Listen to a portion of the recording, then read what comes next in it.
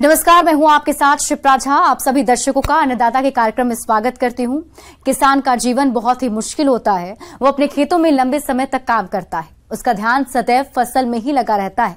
वे अपनी कड़ी मेहनत की ताकत पर अपना जीवन व्यतीत करते हैं और ऐसे ही किसानों की प्रगति के लिए हम खेती बाड़ी से जुड़ी हुई बहुत सी नई लाभकारी जानकारियां हर रोज सुबह लेकर आते हैं। तो चलिए कार्यक्रम शुरू करने से पहले देखते हैं क्या है आज के अन्नदाता में।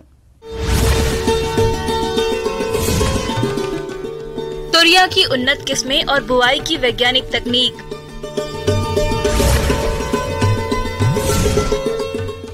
अरहर की फसल में किए जाने वाले जरूरी कार्य।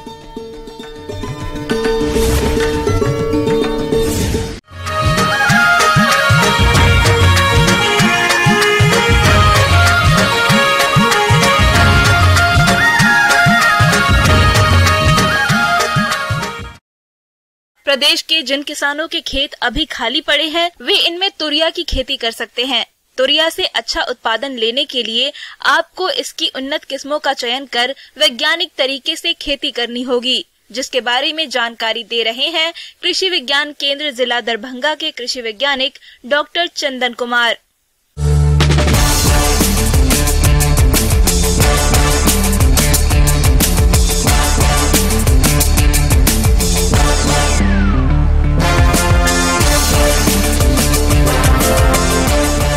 किसान भाइयों, तोरी का जो फसल है 15 सितंबर के बाद जो है सो बुआई के लिए शुरू हो जाता है।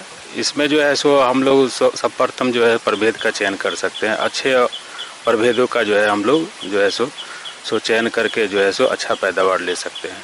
इसमें जो आगात किस्में हैं वो हम लोग जो है सो जैसे कि बरुना है, इसका उपज जो है 20 क्विंटल प्रति हेक्टेयर है। इसकी अवधि जो है 125 से 130 दिन की होती है। दूसरा प्रभेद है पूसा बोल्ड। इसका जो दियरा क्षेत्र है उसमें ये प्रभेद जो है अच्छा परफॉर्म करता है। इसकी उपज जो है 19 क्विंटल प्रति हेक्टेयर के हिसाब से है और ये प्रभेद जो है 125 दिनों का है। इसमें एक और प्रभेद है क्रांति, जो कि सिंचित खेती के लिए उपयोग में आता है। इसका उपज जो है 21 क्विंटल प्रति हेक्टेयर है। पिछात किस्म में अभी राजेंद्र सुफलाम, राजेंद्र राय, राजेंद्र अनुकूल, हम लोग इन प्रभेदों का जो है सो चयन कर सकते हैं। इसमें जो है सो खेत तैयार करने की अगर बात करें तो इसमें जो है सो बुआई से 15 से 20 दिन पहले 100 क्विंटल जो है सो कंपोस्ट जो है खेत में जो है सो अच्छी तरह से डाल करके जो है सो खेत में जो है रोटावेटर से जुतवा के जो है खेत में मिलवा दे। इसके अलावा जब बुआई के 1 से 2 दिन पहले जो है जब खेत तैयार करने की बात आती है तो उसमें पहले देखना होगा कि खेत में हम लोग की नमी है कि नहीं। अगर नमी कम होती है तो बुआई के 5 से 7 दिन पहले एक पटवन जो है सो हम लोग दे सकते हैं। और जो किसान भाई अभी बुआई कर रहे हैं तो वो बुआई के 2 दिन के अंदर ऑक्सीफ्लोरोफिन दवा की 700 से 800 मिलीलीटर मात्रा को लगभग 1000 लीटर पानी में घोलकर प्रति हेक्टेयर क्षेत्र में पीछे की ओर चलते हुए फ्लैट फैन नोजिल की सहायता से छिड़काव करें, जिससे फसल 40 से 45 दिनों तक खरपतवार मुक्त रहेगी। इसके अलावा जो है सो हम लोग बीज दर की बात करें तो 5 kg जो है सो प्रति हेक्टेयर के हिसाब से जो है हम लोग इसमें जो है सो बीज दर उपयोग कर सकते हैं। बीज को जो है सो उपचारित करना जो है इसमें अति आवश्यक होता है, क्योंकि इसमें जो है फफूंदजन बीमारियों का जो है सो प्रकोप देखा जाता है जो कि बीज जनित है। इसमें जो है सो हम लोग बीज उपचार करने के लिए जो है सो कार्बेंडाजिम 2 ग्राम प्रति kg बीज से जो है हम लोग उपचार कर सकते हैं। उसके बाद जो है सो खेत तैयार करने में उर्वरक की बात करें तो 80 kg जो है सो नेत्रजन जो है सो हम लोग जो है सो उपयोग कर सकते हैं। 40 kg जो है DAP और 40 kg पोटाश जो है सो हम लोग खेत में डाल सकते हैं। किसान भाइयों, तोरिया फसल में उर्वरकों का प्रयोग मृदा परीक्षण के आधार पर ही करना चाहिए। तोरिया तिलहनी फसल है, इसलिए इसमें सल्फर युक्त उर्वरकों जैसे सिंगल सुपर फास्फेट का उपयोग करना चाहिए। यदि सिंगल सुपर फास्फेट उपलब्ध ना हो तो आप जिप्सम का भी प्रयोग कर सकते हैं।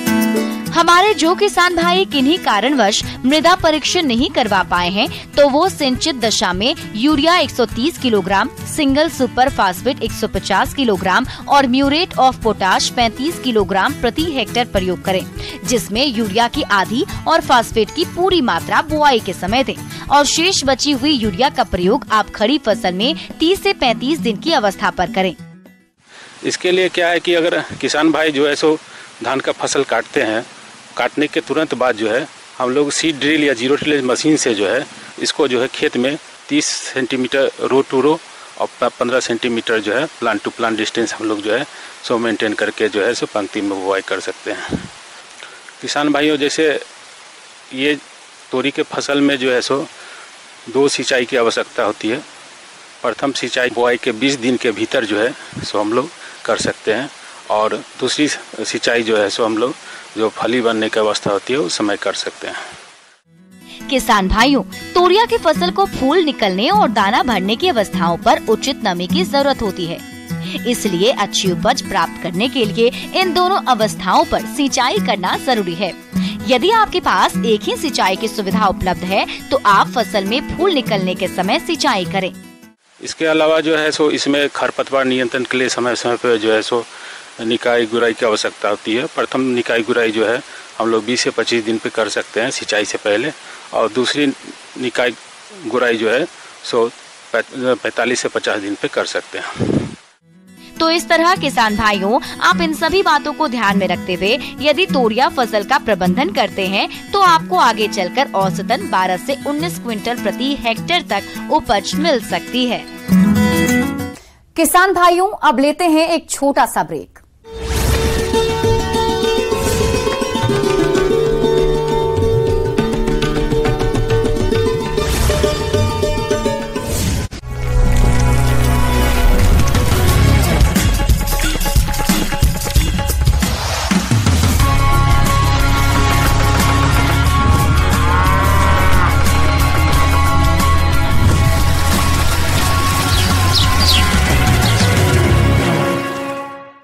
ब्रेक के बाद आप सभी दर्शकों का अन्नदाता में स्वागत है।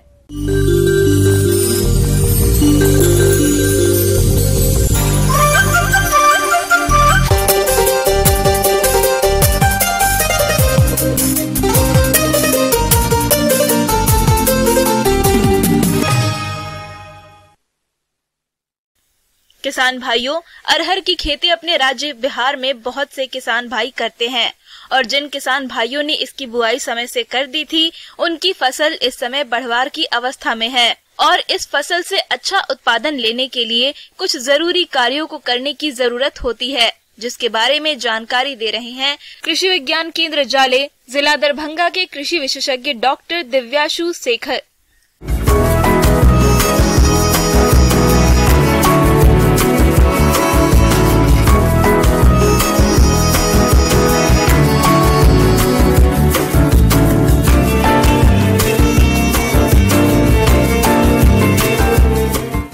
मूलतः हमारे जो अधिकांश प्रभेद जो किसानों ने लगाए होंगे वो 2 तरह के हैं। वो 120 से लेके 140 दिन या फिर 140 से लेके 160 दिनों के प्रभेद को उन्होंने लगाया होगा। और जो इसका मुख्य रूप से लगाने का समय है वो है 15 जून से लेकर के जुलाई के पहले सप्ताह तक किसान लगा लिया होगा। तो आमतौर पे उनके जो अरहर के फसल है वो 25 से 30 दिनों के बीच में है।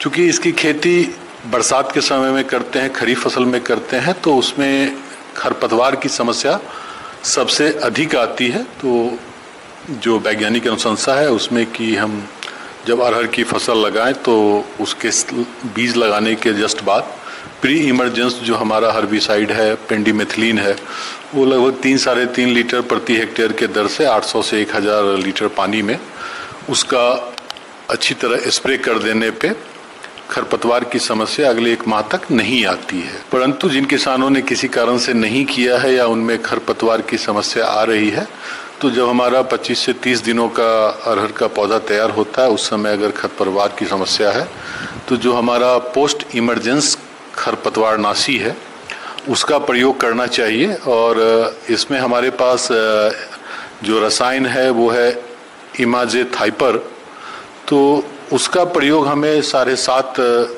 ml जो है वो 800 से 1000 लीटर पानी में अगर हम प्रति हेक्टेयर की दर से अगर उसकी छिड़काव कर देते हैं तो हमारा खरपतवार काफ़ी हद तक नियंत्रण में हो जाता है। खरपतवार निकालने के यंत्र आते हैं निराई गुराई के, चाहे वो ग्रबर वीडर है, कोनो वीडर है या अन्य वीडर है, उसका प्रयोग किसानों को करना चाहिए। यदि उसकी संख्या बहुत ज़्यादा है या किसी कारण से नहीं कर पाते हैं, तभी हमें उसमें जो हमारे विभिन्न खरपतवारनाशी रसायन है उसका प्रयोग करना चाहिए। अच्छी उपज के लिए पौधों में अधिक शाखाओं का होना जरूरी है, इसलिए जब फसल 35 से 45 दिन की हो जाए तब निपिंग करना होता है। इससे पौधे में कई शाखाएं निकलती हैं, जिससे उपज में इजाफा होता है। उकठा और झुलसा आने के मुख्य कारणों में खेत में जल जमाव है, इसलिए जल निकास की उत्तम व्यवस्था रखें। अरहर के साथ अंतवर्ती फसल ज्वार लेने से भी बीमारियों से बचाव में मदद मिलती है। ज्वार के अलावा मक्का, सोयाबीन या मूंगफली की भी फसल ले सकते हैं।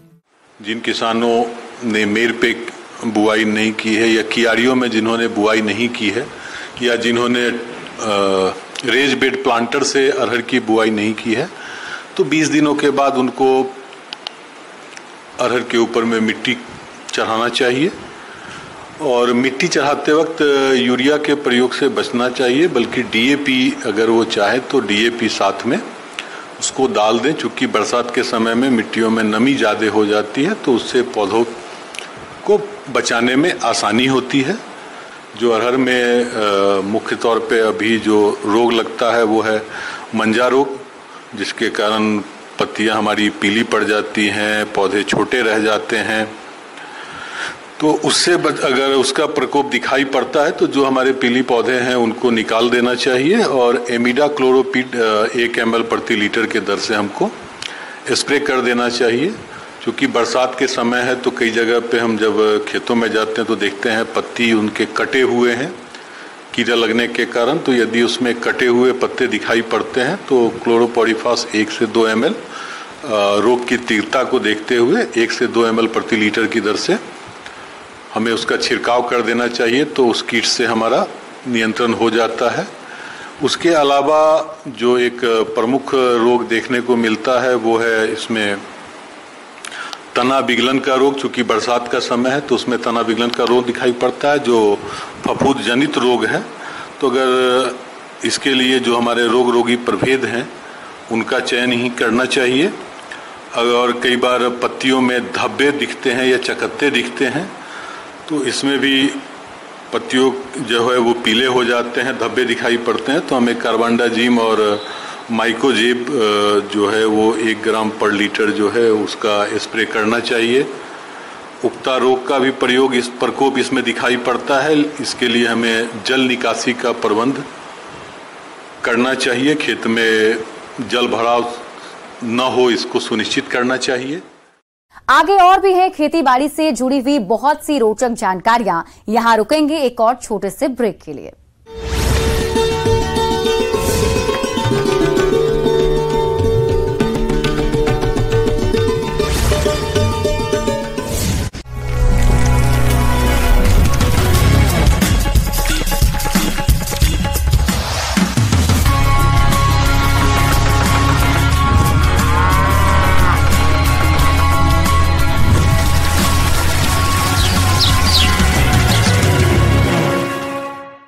ब्रेक के बाद एक बार फिर से आप सभी दर्शकों का अन्नदाता के खास कार्यक्रम में स्वागत है।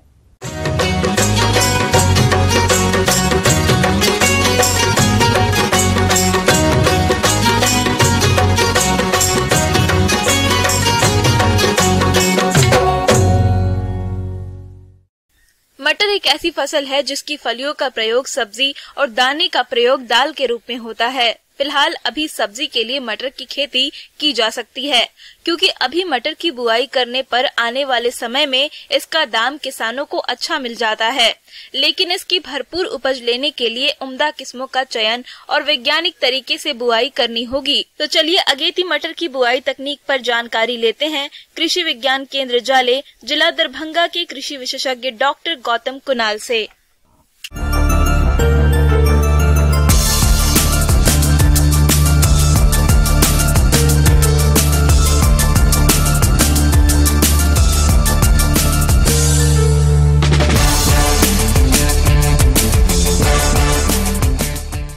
तो किसान भाइयों, जो सब्जियों वाली मटर की खेती है वो अभी जो हमारा अगस्त का महीना समाप्त हुआ, इसके बाद जो सितंबर से शुरू होगा वो इसके लिए सबसे अनुकूल माना गया है।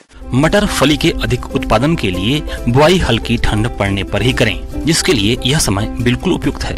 इससे अधिक उपज लेने के लिए खेत की तैयारी ठीक तरीके से करें, जिससे फसल के साथ उगने वाले खरपतवार कम उगे। उसके लिए हमारी मृदा दोमट और भुरभुरी होनी चाहिए। ये मिट्टी हमें कैसे पता चलेगा कि ये इसके लिए अनुकूल है? तो हमें क्या करना है कि उस मिट्टी को अपने मुट्ठी में हाथों में दबा करके और देखना है। अगर वो मिट्टी किसी चीज का आकार ले रही है तो समझना है कि वो मिट्टी ये मटर की खेती के लिए अनुकूल है। एक जो मिट्टी पलटने वाली मशीन है उससे जुताई करवानी है और 2 कल्टीवेटर से जुताई करवाने के बाद उसको पाटा करवा देना है। 10 से 15 टन प्रति हेक्टेयर की दर से हम लोग कंपोस्ट या फिर फार्म यार्ड मैन्योर का इस्तेमाल कर सकते हैं। रासायनिक खाद में हम लोग को इस्तेमाल करना है यूरिया, जो कि 110 केजी प्रति हेक्टेयर की दर से इस्तेमाल किया जाएगा। DAP का हम लोग 132 केजी प्रति हेक्टेयर की दर से इस्तेमाल करते हैं और पोटास 102 केजी पर हेक्टेयर की दर से। अब जो हम लोग रासायनिक खाद ले रहे हैं, जिस समय हम सोइंग करेंगे उस समय पे आधा मात्रा यूरिया का एक बार हम लोग डाल देंगे और उसके बाद बुआई के 25 से 30 दिनों के बाद बाकी दूसरी मात्रा हम लोग इसमें छिड़काव करते हैं। फसल से अच्छी पैदावार लेने के लिए अच्छा होगा कि आप यूरिया का खड़ी फसल में स्प्रे करें। यह स्प्रे जब फसल में फलियां बनना शुरू हो जाए तब करें। 1 लीटर पानी में 20 ग्राम यूरिया की दर से घोल तैयार करके स्प्रे करें। अब आता है कि हमें प्रभेदों का चयन, कौन से प्रभेदों का चयन करना है। तो सब्जियों वाली मटर की खेती के लिए मुख्यतः 3 तरह के प्रभेद है जो कि अलग अलग अवधि के होते हैं। अगर हम अगेती अवधि की बात करें, जो पहले जल्दी से पक करके कट जाएंगे, उनमें आता है हमारा अर्का नीलम। अगर मध्यम अवधि वाली सब्जी मटर की सब्जी वाली बात करें तो उसमें हमारा आता है आजाद मटर और अर्का संपन्न। वहीं अगर हमें जो लेट से मैच्योर होने वाली वैरायटी है उसमें हमारा आता है पंत उपहार और जवाहर मटर 1। अब वैरायटी के सिलेक्शन के बाद आता है कि हमें किस बीज दर क्या होना चाहिए। तो जो सब्जियों वाली मटर की खेती में हमें 40 से 50 हेक्टेयर की दर से बीज को चयन करना है। अब बीज को लगाने से पहले हम लोग बीज को शोधित करते हैं। उसके लिए हमें कार्बेंडाजिम नामक फफूंदनाशक है, उसका 2 ग्राम 1 केजी बीज के लिए हम लोग उपचारित करते हैं। और वहीं अगर राइजोबियम कल्चर हम लोग ले रहे हैं तो राइजोबियम कल्चर का हम लोग इस्तेमाल करते हैं 200 ग्राम। आपको 10 केजी सीड के लिए इसका इस्तेमाल किया जाता है।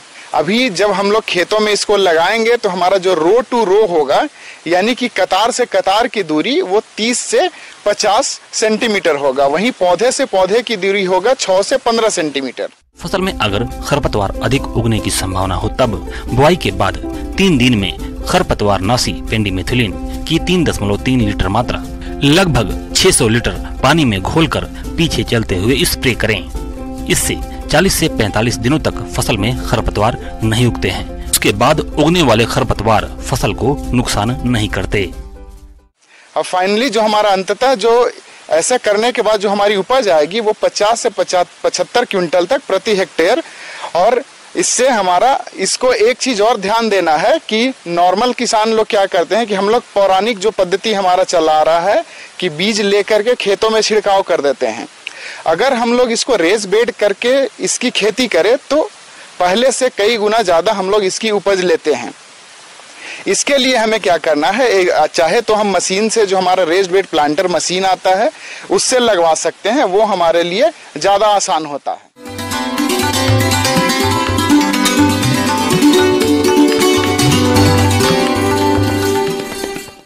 और आइए अब जानते हैं अन्नदाता निःशुल्क फोन के माध्यम से पूछे गए समस्याओं का समाधान। आज की अन्नदाता हेल्पलाइन में हमने जिसे प्रश्न को शामिल किया है उसे पूछा है। गांव फुलहारा, जिला समस्तीपुर के प्रमोद कुमार में आप बटन मशरूम का उत्पादन करना चाहते हैं। इसके लिए कंपोस्ट की जरूरत होती है। आपने बटन मशरूम उत्पादन के लिए कंपोस्ट बनाने की तकनीक और तैयारी के बारे में जानकारी चाहिए, तो इसके लिए देखिए कार्यक्रम का यह अंश।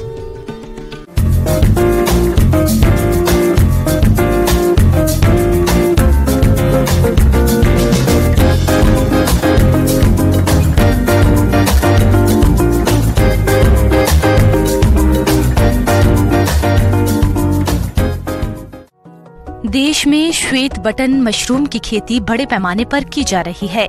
उत्पादन की दृष्टि से इसका विश्व में प्रथम स्थान है।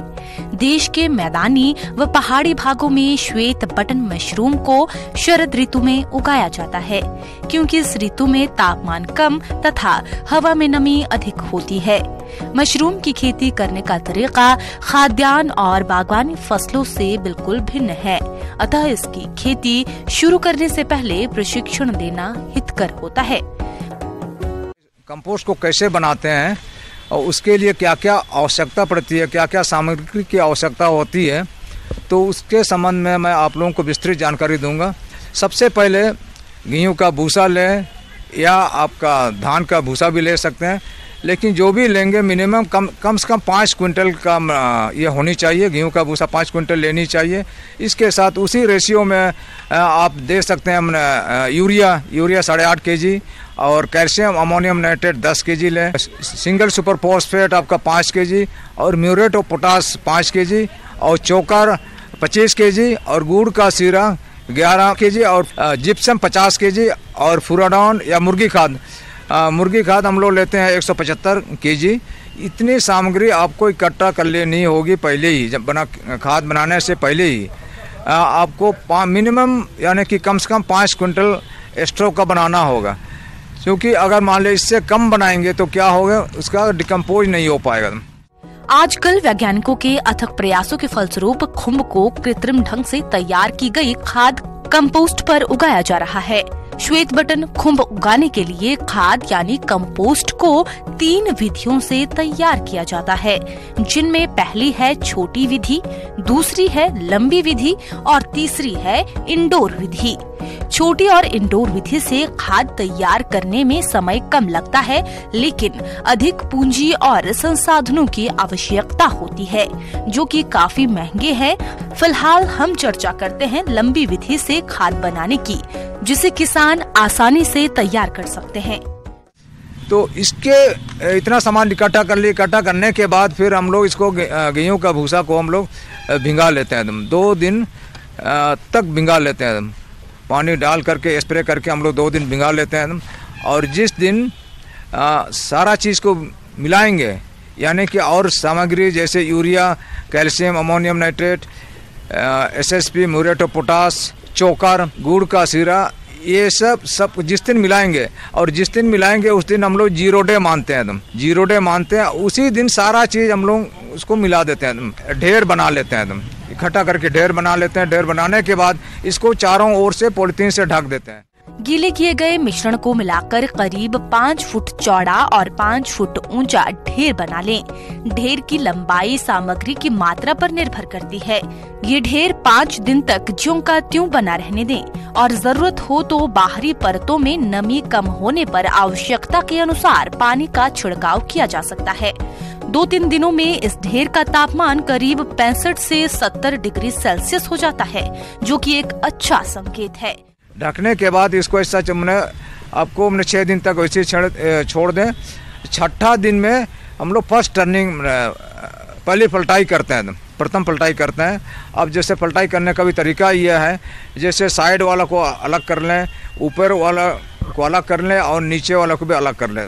इस तरह से 3 पार्ट आपका 3 भाग बनेगा।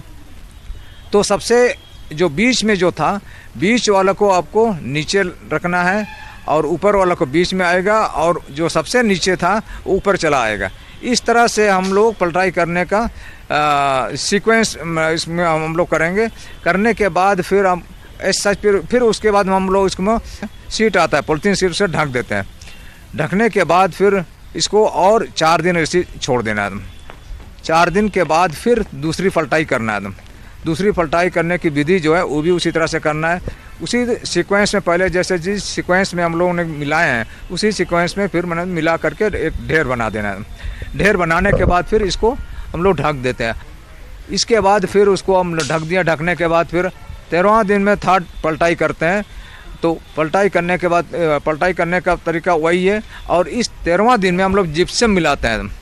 जिप्सम मिलाने के बाद फिर वही सीक्वेंस में हम लोग इसको ढेर बना देते हैं। और उसके बाद फिर हम लोग उसी तरह से हम लोग इसको ढेर बना देते हैं। ढेर बनाने के बाद फिर हम क्या करेंगे, उसके बाद हर तीसरे दिन में चौथाई पलटाई भी करना है, फिर आपका 5वां पलटाई इसी तरह से करना है। इस तरह से 8वां पलटाई में हमारी खाद तैयार हो जाती है। इस तरह से 28वां दिन लगता है एकदम। 28 दिन में कंप्लीट तैयार हो जाता है और 28 दिन में फिर हम इसका चेक कर लेते हैं कहीं इसमें अमोनिया का गंध तो नहीं है या, और अमोनिया का गंध हम कैसे पहचानेंगे एकदम।